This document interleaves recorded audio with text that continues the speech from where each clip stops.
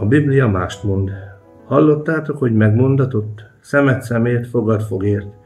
Én pedig azt mondom nektek, hogy ne szálljatok szembe a gonosz emberrel, hanem aki arcul üt téged jobb felől, tartsd oda annak arcod másik felét is. Máté 5, 38-39. Évszázadokkal ezelőtt az átlagember nem olvasta a Bibliát. Papok mondták meg, hogy mit jelent a latin nyelvű szöveg. A reformáció korábban született, anyanyelvi fordítások és a könyvnyomtatás tette lehetővé, hogy az átlagember is egyre inkább önállóan megismerhesse a Biblia üzenetét.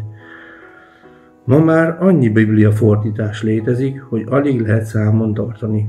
Mindegyiknek megvan a sajátos célja és stílusa, de mind Biblia.